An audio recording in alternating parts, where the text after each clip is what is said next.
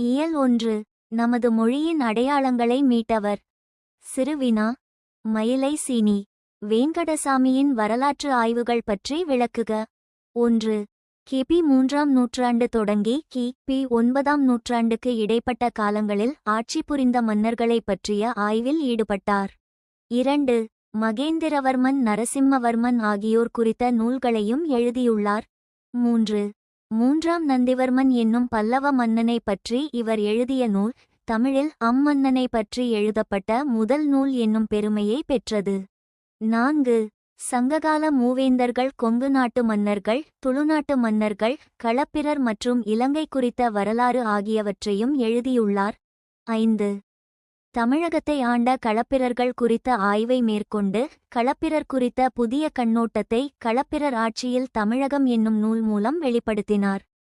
நன்றி, வணக்கம்.